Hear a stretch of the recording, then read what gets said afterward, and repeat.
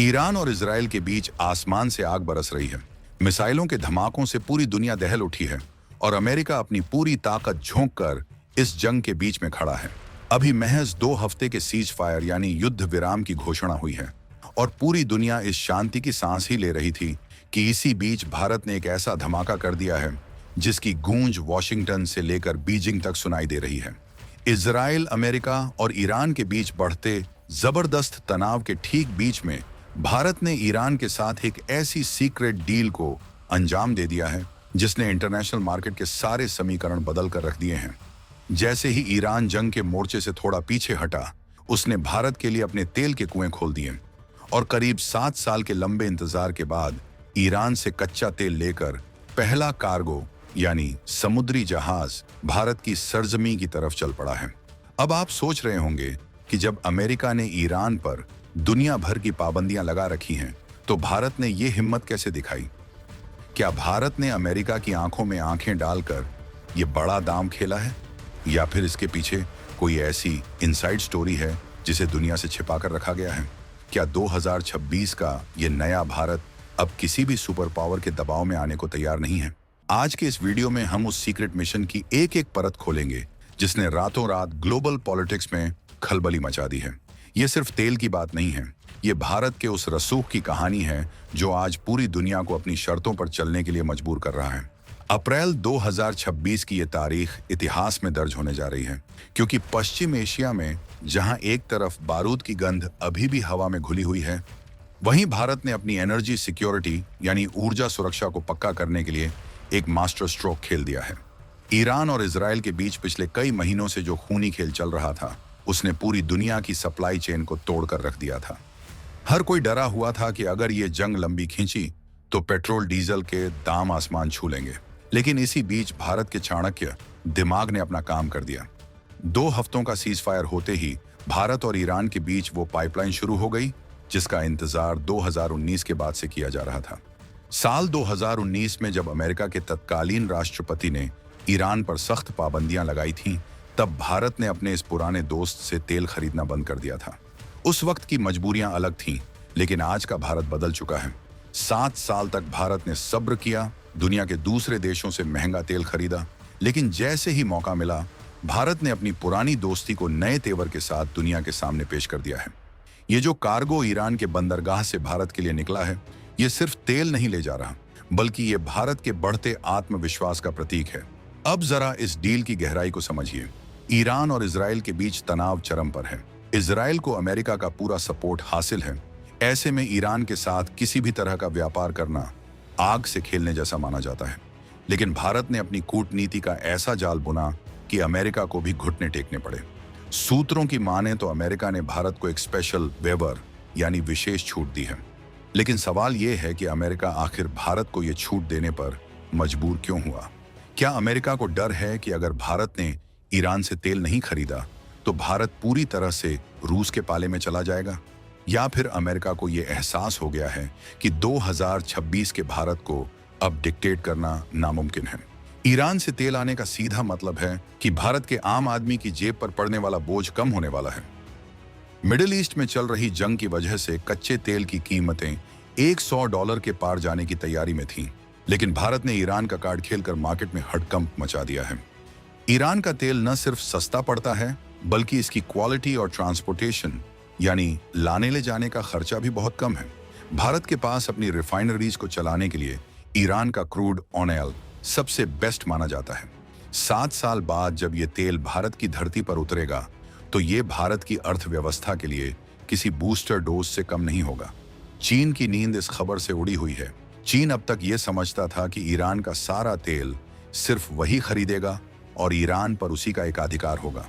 लेकिन भारत की एंट्री ने चीन के सारे प्लान पर पानी फेर दिया है। भारत ने ईरान को यह एहसास करा दिया है कि संकट के समय में भारत ही उसका सबसे भरोसेमंद साथी है। ईरान ने भी बिना देरी किए भारत को वो अहमियत दी जिसका वो हकदार था। ये जो सीक्रेट डील हुई है, इसमें पेमेंट यानी पैसों के लेन देन को लेकर भी बहुत बड़ी प्लानिंग की गई है। खबर है कि भारत और ईरान अब डॉलर को छोड़कर अपनी खुद की करेंसी में व्यापार करने की तरफ बढ़ रहे हैं, जो अमेरिका के डॉलर वाले वर्चस्व को एक और करारा तमाचा है। सोचिए, एक तरफ युद्ध के बादल मंडरा रहे हैं और दूसरी तरफ भारत के जहाज समंदर के सीने को चीरते हुए तेल लेकर आ रहे हैं। ये कोई इत्तेफाक नहीं है, ये एक सोची समझी रणनीति है।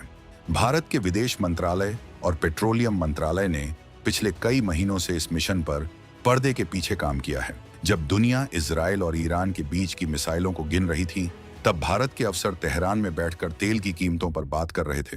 ये है नए भारत की ताकत, जो जानता है कि अपने देश का फायदा कहां है और उसे हासिल करने के लिए किस हद तक जाना है। ईरान पर लगी पाबंदियों के बावजूद भारत ने जो रास्ता निकाला है, उसने यूरोपीय देशों को भी सोचने पर मजबूर कर दिया है। जो देश कल तक भारत को ज्ञान देते थे कि हमें किससे क्या खरीदना चाहिए, आज वो खुद भारत की तरफ देख रहे हैं कि आखिर ये मुमकिन कैसे हुआ। भारत ने साफ कह दिया है कि हमारी प्रायोरिटी हमारे लोग हैं। अगर हमें सस्ता तेल ईरान से मिलेगा तो हम वहीं से लेंगे। अमेरिका के साथ हमारे रिश्ते अपनी जगह हैं और हमारी जरूरतें अपनी जगह। इस स्पष्ट विजन ने भारत को दुनिया की टॉप इकोनॉमी की रेस में सबसे आगे खड़ा कर दिया है। 7 साल का ये वनवास खत्म होना कोई छोटी बात नहीं है। 2019 के बाद से भारत ने ईरान से एक बूंद तेल नहीं लिया था, जिससे हमारे द्विपक्षीय संबंधों पर थोड़ा असर तो पड़ा था, लेकिन जज्बात कभी कम नहीं हुए। चाबहार पोर्ट का काम हो या फिर international north south transport corridor, Bharat और ईरान हमेशा से एक दूसरे के करीब रहे हैं। अब तेल की इस सप्लाई ने उस दोस्ती की आग में घी डालने का काम किया है। इस कार्गो के साथ ही भारत की एनर्जी बास्केट में विविधता आ जाएगी और हमारी निर्भरता किसी एक देश पर नहीं रहेगी। भारत का यह कदम उन लोगों के लिए भी एक जवाब है जो कहते थे कि भारत की विदेश नीति अब कमजोर हो रही है। भाई, कमजोर नहीं, बल्कि ये अब तक की सबसे आक्रामक नीति है। हम रूस से तेल ले रहे हैं, हम अमेरिका के साथ डिफेंस डील कर रहे हैं और अब हम ईरान से भी तेल वापस मंगाना शुरू कर चुके हैं। ये बैलेंसिंग एक्ट सिर्फ भारत ही कर सकता है। इजराइल हमारा दोस्त है, अमेरिका हमारा पार्टनर है, लेकिन ईरान हमारा रणनीतिक सहयोगी है। भारत ने सबको ये समझा दिया है कि हमारी दोस्ती किसी के खिलाफ नहीं, बल्कि भारत के हक के लिए है। इस पूरे घटनाक्रम में जो सबसे रोमांचक मोड़ है, वो है इस कार्गो की सुरक्षा। समंदर के रास्ते में हूथियों का डर है, पायरेट्स यानी समुद्री लुटेरों का खतरा है और ऊपर से ईरान इजराइल के बीच का ये तनाव।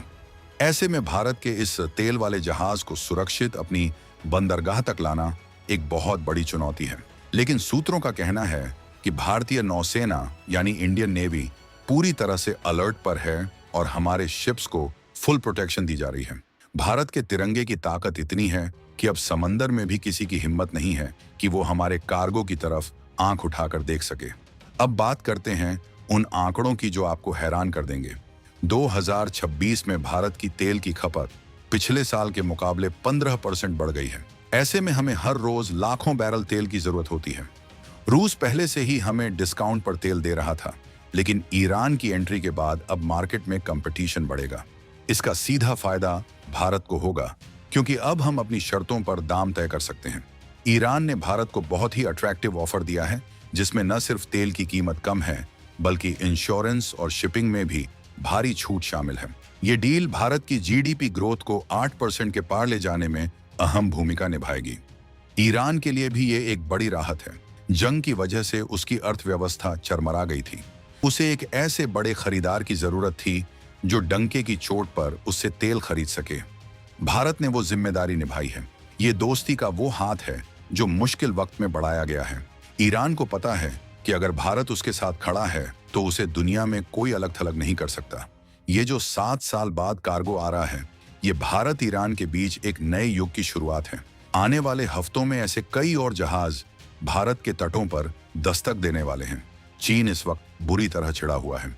चीन को लग रहा था कि ईरान के संकट का फायदा उठाकर वो उसे पूरी तरह अपने कब्जे में ले लेगा, जैसे उसने पाकिस्तान के साथ किया है।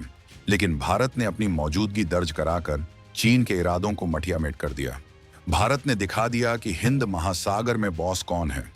हमारी नेवी और हमारी डिप्लोमेसी का ये कॉम्बिनेशन आज पूरी दुनिया के लिए एक केस स्टडी बन गया है। हम किसी के दबाव में नहीं झुकते, हम अपने देश के स्वाभिमान और जरूरत के लिए बड़े से बड़ा रिस्क लेने का दम रखते हैं।